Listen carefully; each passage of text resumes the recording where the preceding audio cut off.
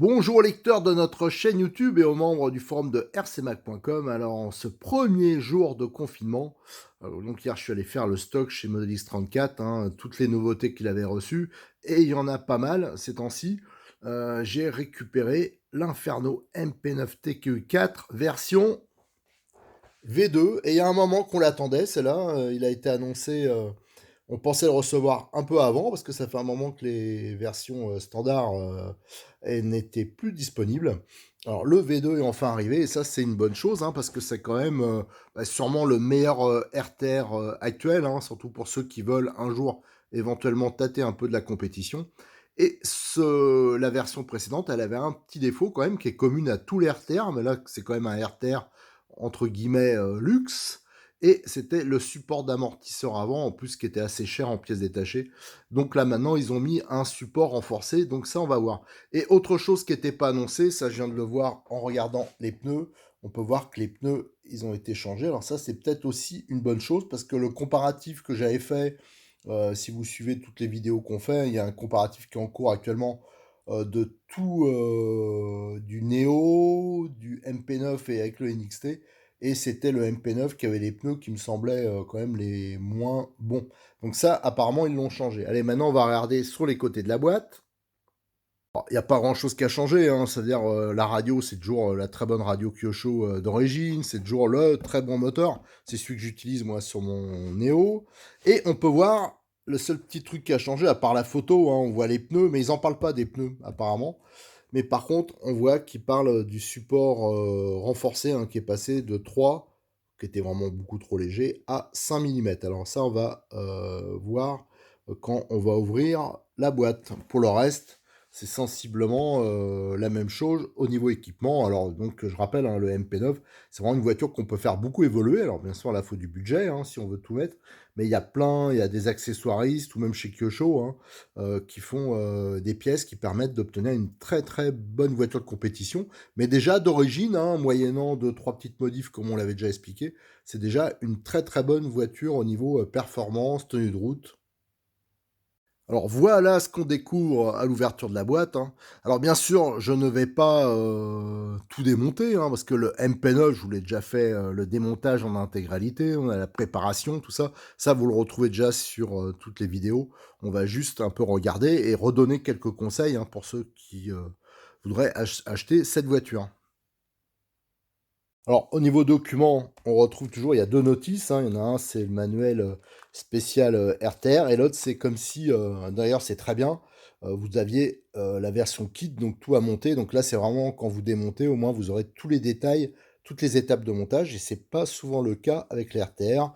Il y a un petit additif habituel pour l'utilisation des radiocommandes, et vous avez ce sachet, vous avez la clé de 17 pour le démontage des roues, une clé croix qui permet de démonter notamment la bougie, donc ça c'est très bien, des petites clés Better que je déconseille d'utiliser, comme à chaque fois j'utilise des outils de meilleure qualité pour tout ce qui est sipant, et vous avez le bon filtre à air, il est vraiment bien le filtre à air mousse. Alors ça, n'oubliez pas, il faudra acheter de l'huile en plus, voilà, de l'huile comme par exemple la Sismic là.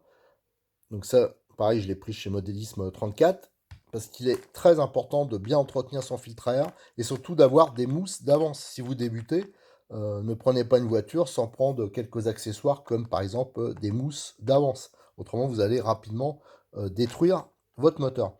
Et là, il y a un petit accessoire, alors ça, parce que ça, c'est à ma demande.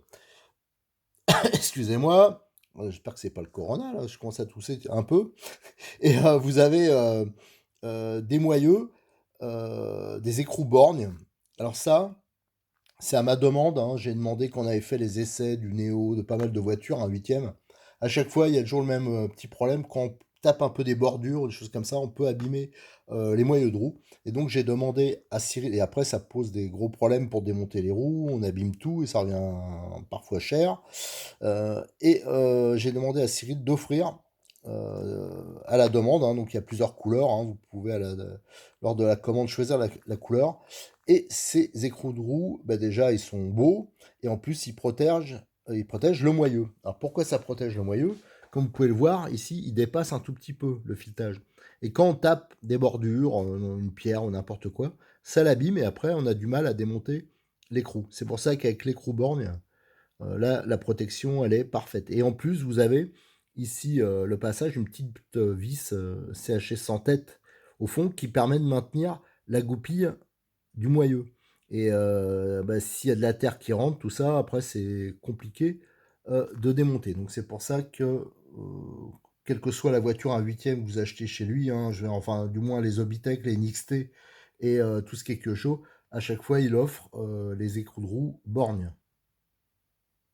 Alors, au niveau de la radio, ils ont rien changé et ça, c'est très bien, hein. C'est toujours la bonne radio KT331P avec toujours son petit grip là qui est très agréable au niveau prise en main, hein. Ça, beaucoup de radios bas de gamme, ils l'ont pas. On a là, c'est la troisième voie parce que c'est une radio de trois voies. On a toujours le volant décalé et en plus mousse, les trims électroniques et l'écran qui permet donc de faire des réglages quand même qui sont bien plus nombreux que les radios de base. Je crois qu'il y a 15 ou à plus modèles qu'on peut enregistrer dedans. Ouais, là, on navigue dedans, il y a les reverses, l'ABS, les réglages droite-gauche de la direction, du gaz-frein. Enfin franchement, c'est une radio vraiment pas mal. Alors à comparer, voilà, ça c'est l'autre radio de chez Kyosho, hein, donc qui a le même look, hein. Donc vous avez, alors c'est une deux voies, celle-là par contre, vous avez toujours le grip, toujours le volant décalé et la mousse, ça c'est celle qui est réglée, qui est livrée avec le Néo. D'ailleurs qui est très bien aussi, mais vous voyez, les réglages ils sont beaucoup moins nombreux et ils se font avec des petits potards. Donc c'est quand même le gros plus de cette version MP9. Allez, j'ai sorti la voiture de sa boîte. Alors déjà le premier truc, hein, on voit que la décoration a changé, hein. Là ça tire plus sur l'orange, un peu l'argent. C'est assez réussi, je trouve. Bon, voilà, c'est assez dans les couleurs du moment. Et on peut déjà le comparer. Voilà. Là, je vous mets la carrosserie du MP9 précédent. Voilà, qui avait des couleurs, c'était peut-être un peu plus sobre. Bon, après, c'est une histoire de goût. Moi, j'avoue que j'aime bien celle-là aussi. Voilà, donc là, vous aviez la carrosserie précédente, hein, c'est la même, hein, c'est juste la déco qui change. Alors, bien sûr, ces carreaux, vous pouvez les trouver non peintes, alors, soit d'origine Kyosho, ou soit Model X34, il reproduit aussi des carrosseries. Enfin, non, il reproduit pas, c'est pas lui, c'est Sismic. Voilà, il commercialise toute une série de carrosseries. Je crois qu'il y a au moins peut-être deux, trois sortes avec des formes un peu différentes qui peuvent s'adapter dessus. Alors, donc, les carrosseries, bien sûr, ça joue sur les appuis aérodynamiques, hein, ça change un peu le comportement aussi de la voiture. C'est pour ça qu'il y a plusieurs choix. Et au niveau de l'aileron, voilà, on a les couleurs, là c'est blanc et noir, et la version précédente, c'est exactement le même aileron, hein, bien sûr, c'est juste la décoration qui change. Alors j'aimais bien celle-là, parce que moi j'aime bien le rouge. Donc voilà, bon après, c'est une histoire, les goûts et couleurs, hein, ça se discute pas. Après, on a les pneus. Alors on voit qu'il y a des nouveaux pneus qui sont relativement tendres, hein, avec des pavés assez balèzes. Ça me rappelle un tout petit peu les pneus de chez Proline, un peu style les Knuckle.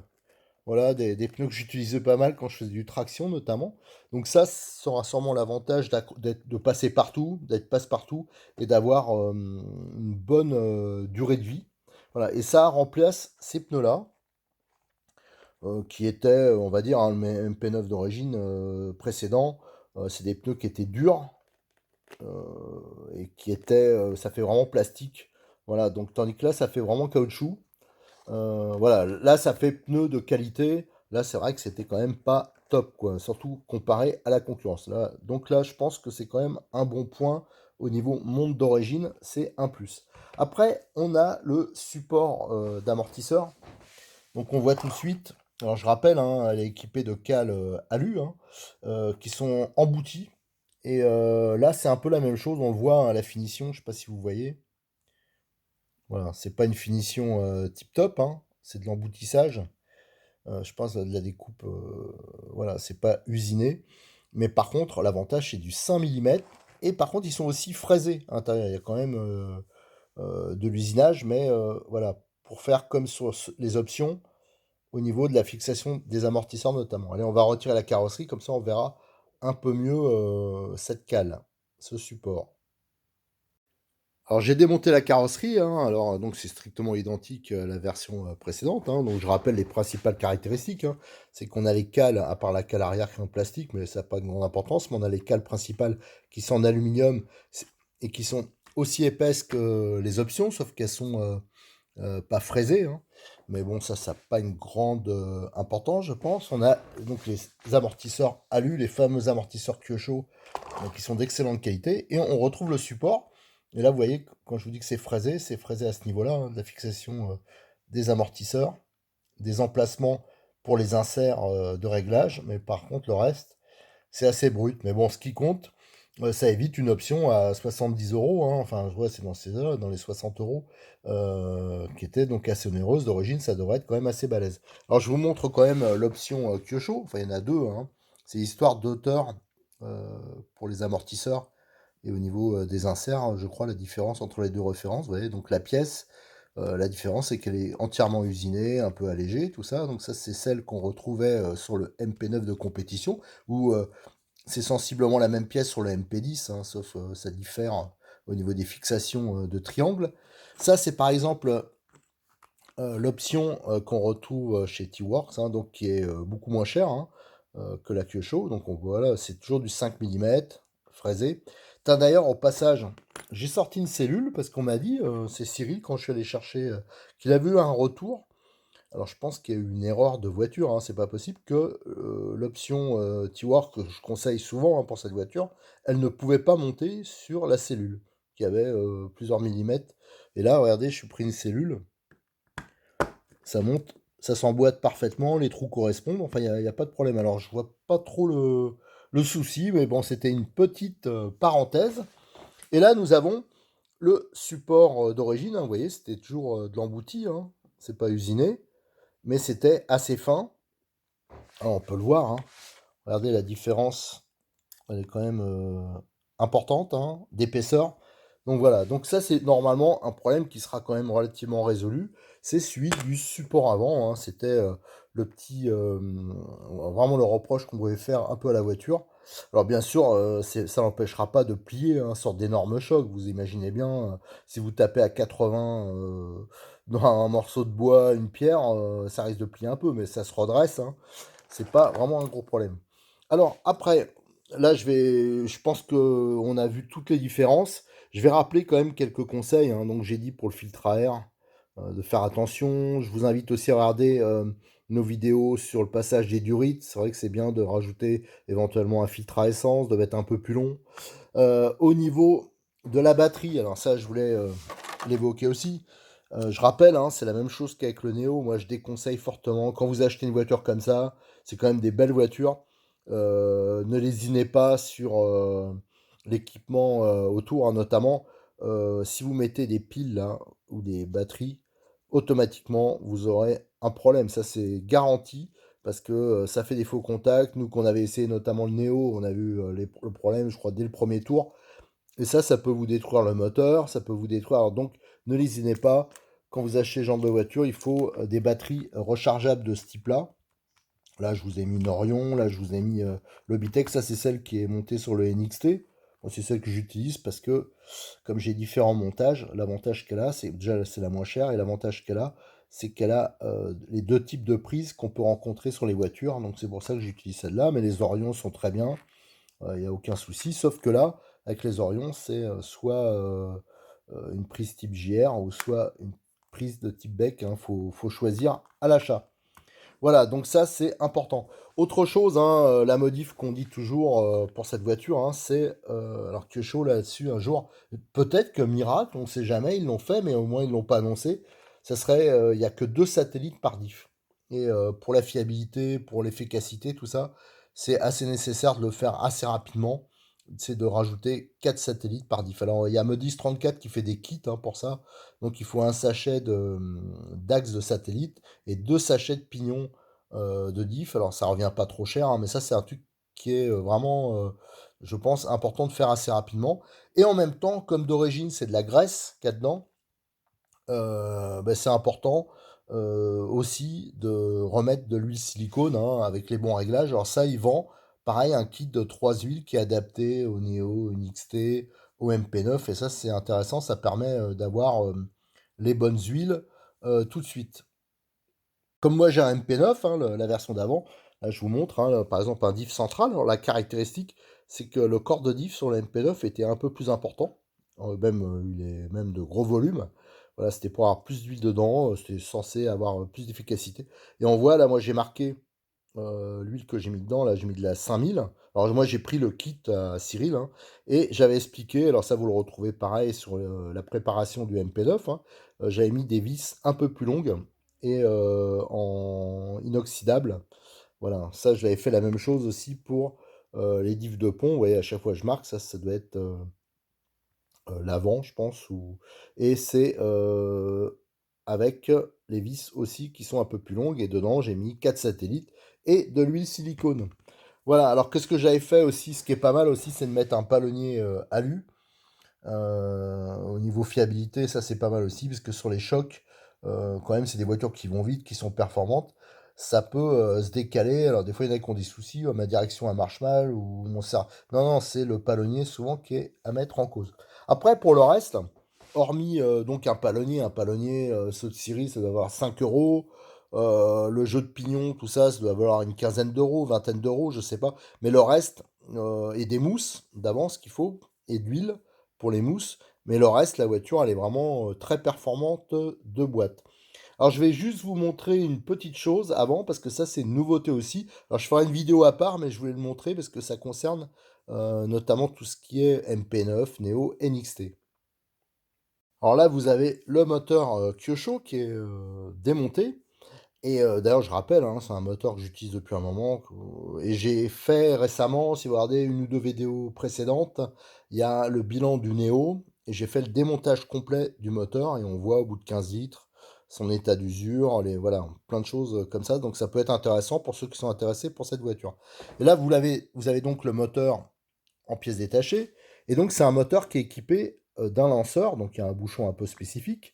Et si vous voulez après, par la suite, l'utiliser un peu comme méthode de compétition avec un banc de démarrage, alors ça, c'est pas la marque Kyosho qui l'a sorti, mais c'est Hobbytech, hein. Ils ont sorti ce bouchon de Carter. Et alors, je vais le tester tout à l'heure, hein, je vais faire le montage. Mais pour moi, alors ce bouchon de Carter, il remplace le système de lanceur. Enfin, donc il devrait apporter, donc ça fait gagner un tout petit peu de poids. Ça fait aussi, ça permet sûrement de gagner aussi en performance, hein. Et donc là, on voit le dégagement du piston, ici le dégagement pour les transferts. Il est livré avec les 4 vis, hein, je les ai pas là, mais les 4 vis sont livrés. Alors ça, c'est Model 34 qui me l'a passé. Et moi, j'ai regardé. Comme c'est le même lanceur sur le moteur Hobbytech et le moteur Kyosho, pour moi, il n'y a aucun problème. Ça, ça monte, hein. Alors, je vais faire le remontage du moteur Kyosho que j'ai là, et je vais le monter avec le bouchon. Voilà, alors bien sûr, le bouchon, il faut faire attention, il y a une petite flèche en haut, là. Ça, c'est pour dire, c'est le côté, bien sûr à placer vers le haut, hein. C'est le dégagement pour le piston quand il est au point mort bas. Voilà, donc ça permet d'avoir un moteur si on le souhaite, d'avoir un moteur de type classique en fonctionnement. Et ça devrait même améliorer un tout petit peu ses performances. Voilà, ça c'était une petite parenthèse. Autrement, sur ce MP9 RTR TQ4, on va parler aussi d'un point pour conclure, c'est le prix. Alors, bien sûr, c'est pas une voiture donnée, hein, parce que déjà, c'est un Kyosho, hein, c'est la marque la plus connue en tout terrain, hein, la plus titrée hein, au niveau championnat. Et elle est commercialisée. L'ancienne version était à 479,90. Là, c'est 20 euros de plus. Donc 20 euros pour avoir les nouveaux pneus. Alors je pense que ça, c'est vraiment un très bon point. Et le nouveau support. Voilà, donc je pense que c'est quand même une bonne opération. Ils n'ont pas trop abusé, parce que là, si on voulait changer, déjà les pneus, il fallait les changer rapidement parce qu'ils étaient pas terribles. Bah, on en avait, ouais, pas loin de 40 € quoi, 35 €, 40 €, ça dépend de la marque. Et on avait aussi le support, et si on prenait, les seuls supports qui étaient, disponibles, c'était minimum une cinquantaine d'euros. Donc on voit que, quand même, on est assez gagnant là-dessus. On a une voiture qui sera, un peu plus solide et un peu plus performante grâce aux pneus. Voilà, je vous remercie. Je vous donne rendez-vous très prochainement parce que là, j'en ai récupéré un paquet des nouveautés. Et en plus, je vais me lancer, comme on est en confinement, je me lancerai prochainement dans le montage du MP10. Allez, je vous remercie. À bientôt sur notre chaîne YouTube et vous retrouvez toutes les photos, bien sûr, sur le forum de rcmac.com.